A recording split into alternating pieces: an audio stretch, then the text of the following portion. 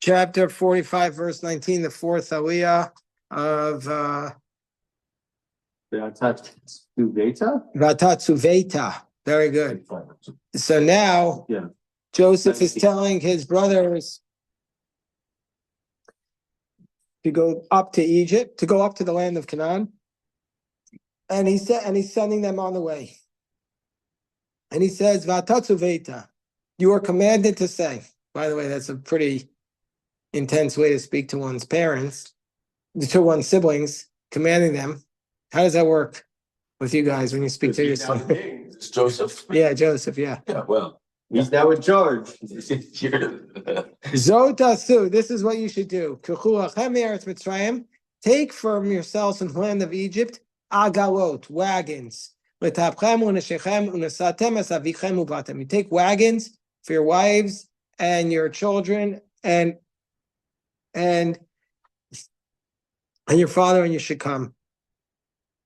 So what does this mean? Rashi says, Mipi, by my mouth, to say to them, this is what you shall do.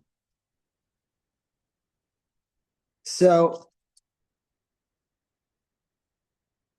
actually, I made a mistake. It was not Joseph speaking. It was Paro telling Joseph. Paro telling Yosef this. This is what Paro said to Yosef. I have to go back to stupid. Ayomer Paro al Yosef. And moral achecha zos asu tanu es biorchem l'chubo arsa Canaan k'chus avichem. So it's Paro telling Yosef, and command them, take for yourselves from the land of Egypt wagons for your children, your family, and bring your father and come here. Rashi says, command them by my mouth. You are commanded. It's with my permission. Why? And your eyes should not, do not take pity on your vessels. You have the best. So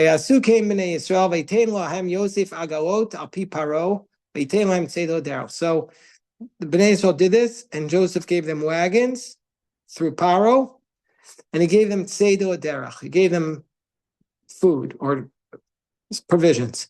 To everybody he gave changes of clothing. To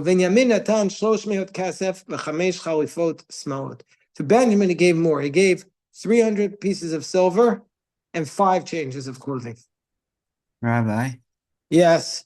Rashi doesn't have a theological problem with the fact that in last week's Parsha, Paro told him that everything goes according to him, and now suddenly he's taking charge? Rashi doesn't comment here. He doesn't comment on that. So, but we see that Paro takes, that Joseph doesn't have as much power as he thinks. That's pretty, as he claims. That's pretty clear from a close reading of Vayigash and Vayechi. That's true. It's very clear that Paro is the one in charge. That's he's facilitating. I mean, Joseph has a lot of authority, but he's not the king. And to his father he said like this: 10 donkeys, nosim mituv Mitzrayim, 10 donkeys laden with the best of Egypt. Ve'eser atonot nosot bar v'lechem u'mazon laviv laderech. And to his father he sent 10 donkeys carrying the best, and 10 she donkeys carrying grain and food and for his father for the journey. Rashi says, Shaloch kazos tachashbon hazeh, like this amount. And what's the chashbon? 10 chamarim, 10 donkeys. From the best of the land. What did he send him? Rashi says, we find in the Gemara that in Megillah 16b, that he sent him very special wine, that calms the minds of the elderly. Wine. He gave him take a chumash, Eli, there. He gave him tranquilizers. Midrash Agada, grease and shampools, or split beans, which have a soporific effect. Okay. And what does it mean? Bar lechem, grain and bread, and mazon is liftan, which is something that you dip the bread in. And then he says to them, this is one of my favorite Rashis. He says, Vayishalach esachav, he sends his brothers, Vayilechu, and they went. Vayomer aleim al tirkezu badarach. He says, don't fight on the road. Don't become agitated on the way. Let's look at this Rashi. Eli Bear, shkoyach to you. We're on Perek Memhei Pasuk Chav Daled. You see what the footnote says there? He told them not to be involved in matters of halacha. Right. We're going to read it now. Exactly. Al tirkezu badarach. Rashi says, al tisasku b'dvar halacha. Don't become engaged in a halachic argument. Shelo tirkaz aleim aderach. So this No trip. halacha for them to argue about it. The trip should not become a source of agitation, because if you get delayed in halacha, then the trip will take longer, because you're going to start doing the daf yomi. You're not going to get back in time. But I once heard Rashi missed because I once heard a shir. I once heard a story from one of Rabbi Soloveitchik's students. That Rabbi Soloveitchik was driving the car, and he crashed, and people came over to him, and he's like, "How are you doing?" He goes, "Amazing! I finally understand the Tosfos." He was thinking about the Tosfos while he was supposed to be driving. When I was a student, I used to get rides from my professors. They were some of the scariest journeys. I've driven with you a few times, Rabbi. Yeah, really. There's some of us feel that same way. rabbis, Another gut goal in our life. No, what do you mean? rabbis generally drive, Anyway, the but then his wife took away the keys from him. She said, "Some people are not meant for the driving." But that's okay. So alternatively, what does it mean? Al terkazu b'derech, al tafsiu psiagasa v'kansu b'chamoir. Don't travel too quickly, and therefore, you want to come into the city. Basically, don't travel at night. So go during the day. Meaning you're in a rush, but go slowly. Don't travel too quick. Don't speed. Basically, don't speed while you travel. Don't go over like the speed limit. But the literal explanation is they were ashamed. He was worried they're going to start blaming each other. Usually, and they would say, "You told Lashon Hara about him, and you caused it." Usually, Rashi said, you have to ask a scholar of Rashi, but my recollection is usually Rashi does the opposite. He starts with the pshat and then goes to the midrash. Here he starts with the midrash, because the midrash is the pshat. He's worried they're going to study halacha on the way, that they're going to be so engrossed in, his brothers are Talmidei Chachamim. Love the Rashi. Okay. So they went up from Egypt and they came to the land of Canaan. And and they said, "Oh, Yosef Chai. Joseph is still alive. And he's the ruler over all of Egypt." He had a heart attack. He didn't believe them. Rashi says his heart was transformed and went away from believing. He didn't believe them. And so now, this is also one of my favorite Rashis. My favorite Rashi. Way, it's not. I mean, given the degree to which they have lied to him, for him to say, "I don't believe you," is not, extraordinary. It's very credible, right? Well, yeah. For not only that, they could pass off somebody else as Joseph. I mean, there was a lot of history. Well, it's not just that he's alive; it's the ruler over all of Egypt. That's even more extraordinary than the fact that he might still be alive. That's Because unbelievable. he may have not given up hope that he was alive, but he probably never. I mean, we believe in Yaakov earlier. We said had no prophetic vision, but outside of that, it would have been beyond a reasonable guess to think that he would. Yeah, I mean, it's shocking, but I mean, how could he even have reasonably believed that they were alive? They brought him his tunic with blood on it. But But they didn't say, they said, this is your son's tunic, but there was no body. There was no body. There was, There was something, I can't remember where it was, where I think it was a commentary that Yaakov had not fully lost hope that he was Yeah. alive. yeah, that's why he was still mourning, because he didn't have closure. That's what a lot of times I've spoken to people who their kids were missing in action, Rahman al-Atzlan, and they said not knowing is worse than knowing. You have no closure. You have no closure. Yeah. You have no closure. So, but this next pasuk is the Rashi, and this next pasuk is legendary. Ah, how'd you get here, Aiden? You want? Beautiful, beautiful. Get the next pasuk is legendary. The legendary Rashi. Vayidaber elav, it's called Divrei Yosef. And so they told Yaakov all the words of Joseph. Here, chapter 45, verse 26. That Joseph had spoken to them. Vayaret agalot, and he saw the wagons. Asher shalach Yosef laseit oto. He saw the wagons that Joseph had sent to bring him.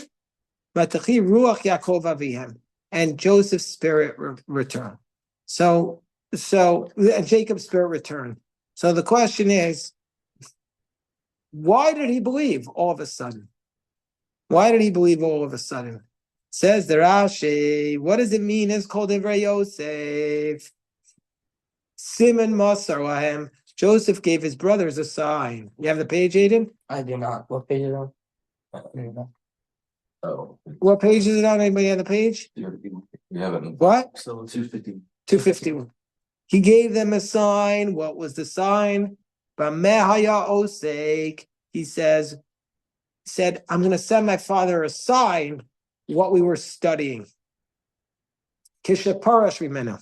When he separated, the last thing before Yaakov sent him to look for his brothers, they were studying Torah together. What were they studying? The passage of Eglah Rufa. And that's why it says, Vayaret agalot, he saw the wagons that Yosef sent. And he doesn't say he saw the wagons that Paro sent. So he sent a passage. So That's kind of a stretch. So, what? It's kind of a stretch at this point. Saying. Well, first of all, we don't understand. Did he say he sent the wagons, and then Yaakov understood? Oh, that's the last thing we were studying Torah together. So, first of all, there's a lot of deep things here we need to unpack. First of all, the last thing they were studying was the Eglah Rufa. What's the din of Eglah Rufa? What's the law of the Eglah Rufa? A body that nobody knows. So if you find a body, outside town that's murdered, then the elders of the town have to do a ritual because they're responsible for that dead body. Because they didn't escort that body to the out properly, they're responsible. And you take the calf and you break its neck in a Nachal Eitan. Analogous to Josephine. So the last thing they were studying was, you weren't supposed to send me off by myself, that we're responsible for each other. This is Yaakov, maybe Yaakov's guilt, right? I mean, he must have felt guilty. Well, Yosef is saying, this is the last thing we were studying. That's the last thing they were studying. Then you're supposed to escort me. And that's one idea of it. The other idea of this Eglah Rufa is that we're all responsible for each other. And he could also be saying in a positive way, I'm responsible for my brothers. I'm responsible to take care of them now. But It's a play on words. right. He didn't send him a calf. I know. Wagon is wagon. So underline Eglah are spelled the same. But That's what. if he really wanted to send a message, he could have sent him an Eglah, not an Agalah. It's a little bit of a stretch. Wagons, the Eglah Rufa. But it also goes to a very powerful idea. Opens a stretch. The very powerful idea is that Torah study is what will connect us beyond generations. That whatever you're studying with the Torah, that's what you remember. That's what you remember. that transcends time. They weren't for 22 years. They weren't together. What do they talk about? Torah. When they come, when they could pick up their chavrusa right where they left off. But since Moses hadn't come along yet, how did they know what God was going to tell Moses? Because so the concept is that they understand the concepts of the Torah, even though the details weren't there. They understood the Torah in its fullness. They understood the spiritual concepts. That's the basic idea. But this is the power of Torah, that if you're having a conversation about something meaningful, even though you're away from that person for many years, you right away it's a seamless conversation. My friend Batzalo, he's been doing the daf now for, let's say, over 30 years. He can point the milestones in his life. He remembers by the daf. He remembers what the daf was doing that day. He's like, this is where we did. He says to me, remember what daf we did together on that day there? You know, when we went on a trip one time, remember what daf we did in Guatemala? How does he remember? Because his life is framed around the Torah. If your life is framed around the Torah, then you're not going to remember things by, let's say, yeah, but the point is, if your life is framed around the Torah, you don't like some people say, oh, that's the time that the Knicks won the game. But a Jew is supposed to think about it by the Torah. The Torah is supposed to be the framework of our life. I'll tell you a story about that in a moment. The story I've said here many times, but I'll say it after Aryeh's question. Yeah. Oh, as a Jew, are you able to get a ticket for the Powerball? It was like 1.7 billion. Yeah. It's too late, someone won. Oh, where were they? Where were they? Arkansas. Well, I heard that Rav Schechter, when it got big, he would buy a ticket. What? He would. Rav Schechter would, but I'm saying like 20. I'm saying like anything over $1 billion. what I did last time. I'm saying like, because then it's an addiction. It's such a bad use of your money, but the last time I finally figured out how to beat the system. You know what I did? Yeah. I finally figured it out. Last time the Powerball was at like $1 billion. I went into the store and I bought $30 worth of tickets, and I gave each ticket to a person, like a gift as a friend, before the drawing. They were so happy. So as a gift, as a $2 gift, it's an amazing gift. As an investment of your money, it's useless. What? That's a great gift. Yeah. Like seriously, like you're never going, nobody who's a good businessman I've met ever buys them. What would you do if they won it? Okay. And they didn't give you anything. I don't want it. My wife actually said to me yesterday, she said, should we buy a Powerball ticket? I'm like, we are so happy with our lives. Why would we want to ruin it by buying a ticket? There is so much data about how lottery winners end up miserable. Yeah, ruining your life. Miserable, because unearned wealth is not a source of happiness. Trust me. There's an enormous. Even earned wealth is not always a source of happiness. Much more so. By the way, to get back to what you were saying about Daf Yomi, have you ever read the book If All the Seas Were Ink? Yes, I read that. An excellent book. I want to just share with you a story that I've said several times. So if you've heard the story, Jeff's probably heard it. Rabbi, Yeah. I want to say that this is the second time that Rachel and Leah give simanim to each other. Nice. Yaakov's life is mixed up with simanim. Very nice. But I want to say there's a story I want to share about. I think I've said this several times, but so if you've heard it, just don't say anything till the punchline. This is the story. This Rashi reminds me of this story that, like we said, after 22 years, he maybe was skeptical. And there's a famous book by a famous story and a book by the professor from Harvard, Natalie Zeman Davis, or Davis Zeman, I forget her name, called The Return of Martin Guerre. Anybody ever read the book? It's a very beautiful book. And they made it into a movie, which I did not see. But anyway, the story is about a person who shows up after many years and he claims he's somebody and people don't believe him. So there's a story about in Vilna. There was a guy who claimed that he was this woman's husband. He had disappeared for many years and he returns and says, I'm your husband. And she said, no, you're not. So they brought him to the Bezdin of Vilna, and the Bezdin of Vilna was asking him all the facts about the guy. And the guy answered every question perfectly. Everything. Like, like, what's your favorite food? He answered everything. So did I tell you? Did anybody remember this story? No. So it's going to come back to you after I tell you the punchline. Yeah. So then she said, I'm not taking him back. He's not my husband. This is not my husband. So they said, okay, let's go. What are we going to do? The head of Vilna Dayan goes, let's go to the Vilna Gaon. The Vilna Gaon said, ask him one question. Ask him, what was his haftorah on the Ofraf? What did he read on his Ofraf? And he couldn't answer that question. So he proved he was a liar. When it comes to the spiritual, that transcends time. What you're learning Gemara, that transcends time. That, like our Torah study, that's eternal. The other things, how much money you make, what car you drive, nobody's going to remember that ever.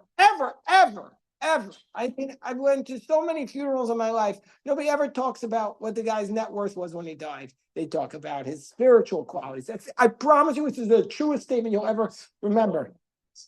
What? Someone was talking about that. No, really, they don't. They talk about if you were charitable. If you were charitable or if you were giving to your friends, nobody said, well, that year he got a really big bonus from his law firm. Nobody's ever mentioned that. They talk about the spiritual, the Torah study, the ideas, the values. That's what, after 22 years, Yaakov didn't care, according to this Rashi, he didn't care Yosef was the ruler over Egypt. He cared about the Atalot. Oh, he's still connected to me. The Torah study is still with him. He still remembers what we were studying 22 years ago.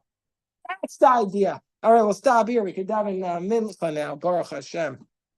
Also, just to remind everybody that